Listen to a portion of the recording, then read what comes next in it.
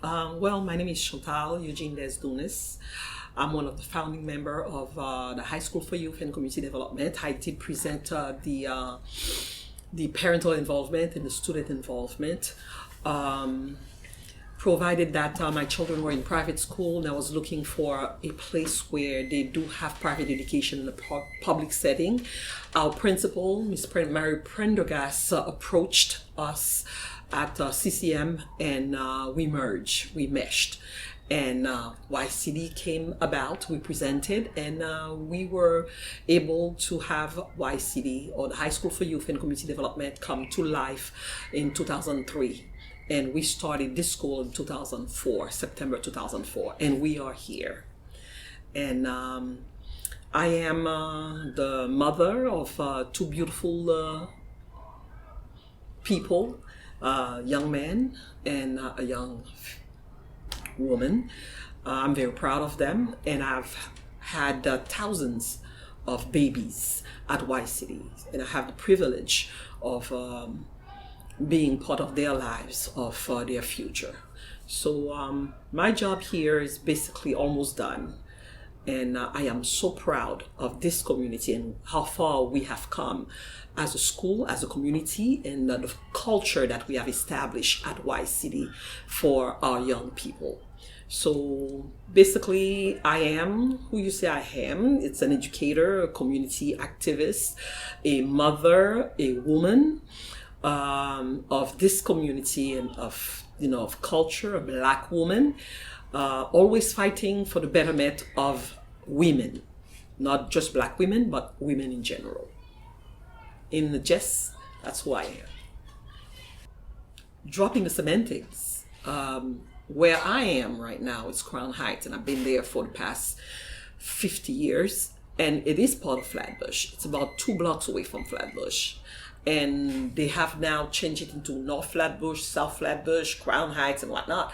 But I think that I am part of Flatbush. I've worked in Flatbush and lived in Flatbush, purchased, shop, and be active around Flatbush for the past 50 years. So yes, I can say, even though that I live, my address says Crown Heights, I am part of Flatbush. My ancestors are from Western Africa. If you go through and you look at my tree, my family tree, of course, we have people from Europe in there. You have people from Asia there. We have people from all over. But basically, I am from the continent of Africa. I'm a Black woman rooted in Congo, Guinea. I am from Haiti. The shipment, my ancestors were brought into Hispaniola, now called Haiti and Santo Domingo, but it was Hispaniola.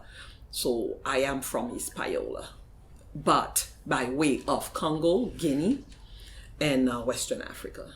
So wherever the French pillage, that's where I'm from. Senegal, Mali, Cameroon. If we were in the Western Africa, in the coast, we are from there. Well, YCD is unique.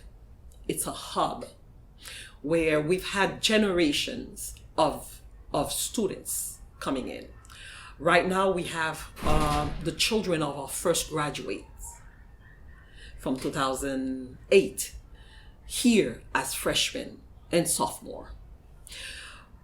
The culture that we establish is a family-based culture, in the sense that you come here, it doesn't matter who you are, where you come from, you will always find somebody and other people to mesh with, or to talk with, or to gel with, as they say.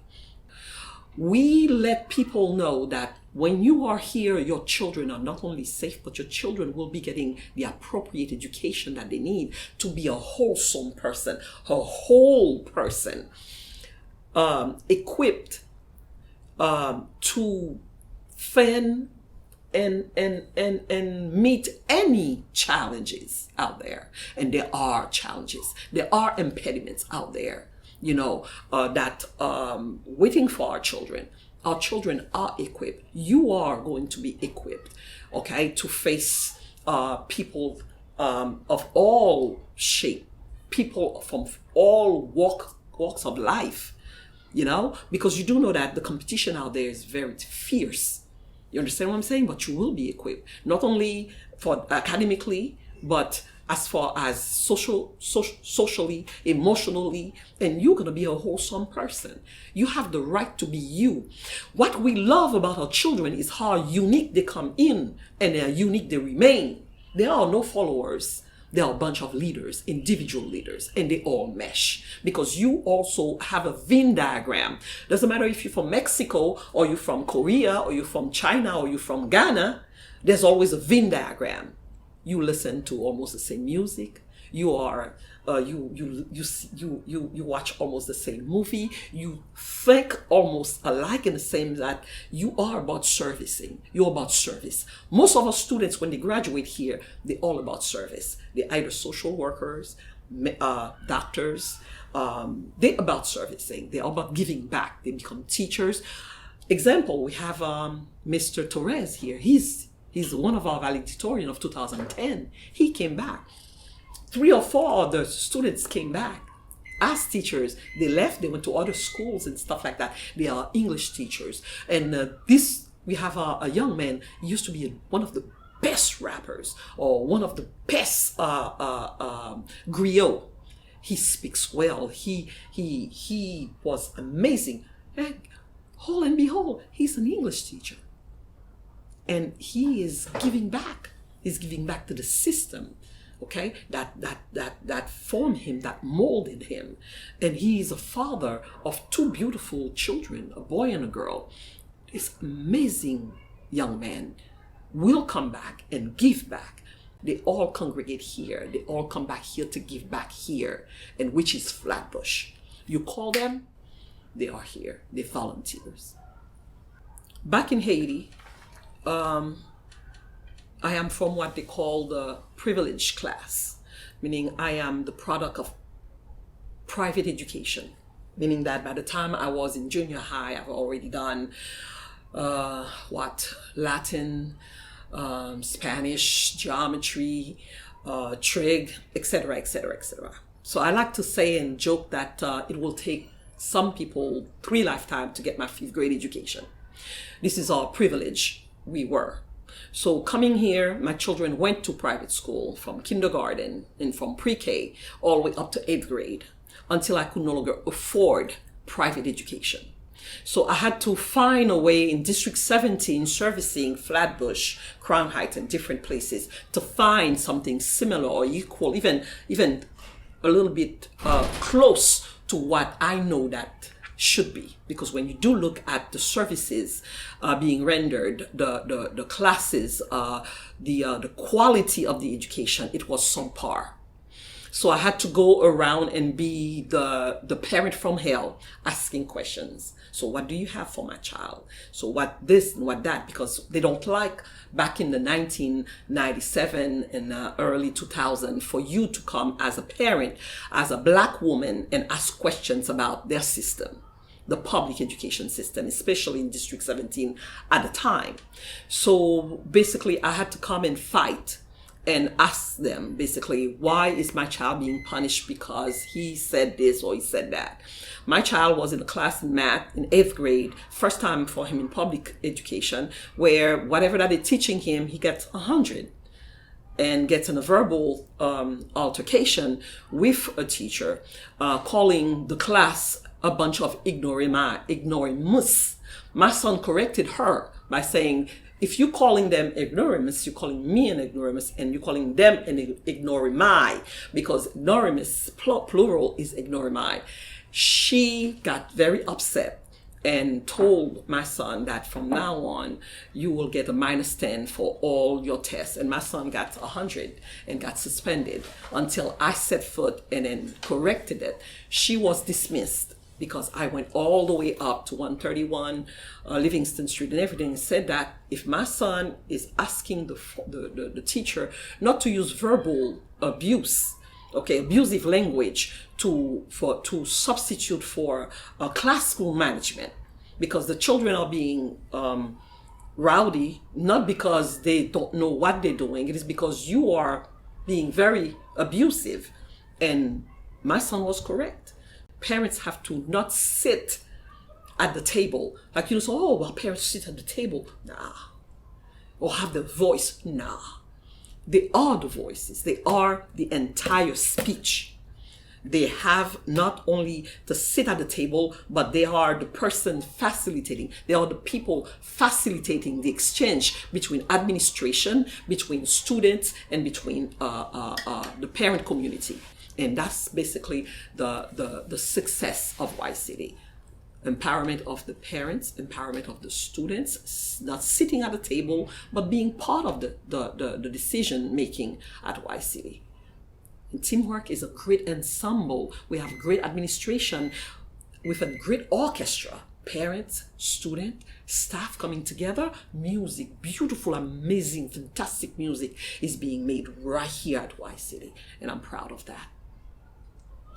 My desire, not only for Flatbush, but for every single community that our children are coming to Flatbush, is to make Flatbush more vibrant, more abundant, and more of a community. And I think that Erasmus Hall campus, with YCD leading as a hub, is extremely important. This community goes back several generations. I said hundreds and hundreds of years. If you go back and then you study this community, they usually tells you, oh, it was a Dutch community. But before the Dutch, it was a black community. Okay, it may change. Various other population will come in, mix and whatnot, but it always will remain as a black community. But right now it's becoming very diverse. We're welcoming everybody. And the one thing that I say, it's make it more abundant. Sorry, the accent, the French will give you that. The abundance that I'm talking about, I always resent a little bit when we talk about resilience. Resilience has a negative connotation of it. Like we used to, like we have to suffer. We have to accept what the negative is. It doesn't have to be that. The abundance can be all positive. The abundance can be the addition, basically, of all races, of all cultures. It's an embracing of the culture. The hub here could be that a place where people completely mesh. From the Dutch, from the Irish, from the African community, the West Indian community, the Southern community, all communities coming together to bring the richness back to what it used to be. Not just one community at a time, the Dutch first, the black first, this, no. Everything coming. We're not asking for a melting pot. We're asking that we all come and live together and bring a diverse culture for us to appreciate each other as a human being, as humans, instead of, oh, I'm this, I'm that. We want the unity. We want a unified, abundant community of different population, different races, different cultures. That's what I see for Flatbush, basically. Allow me to have two words. Go ahead. Abundant community. If you are going to make any changes, really, if you are going to live the life that you said you're preaching to others, which is live and let live, and basically stand your ground, means that you have to be your authentic self. So I want anybody and everybody, whoever you are, flawed and all, to live an authentic life. What can they do to you that they haven't done before? So you might as well let it rip and be you and please you first. And do what you have to do for you and your community before you think about, oh, what is this person going to think about? How will she or he think, well, I want to be liked. Forget this. Respect yourself by being your authentic self. And whatever you put out there, whether they like it or not, that's none of your business. What people think of you should not be any of your business. As long as you go forward and do what you think is great for your community and for yourself and your family.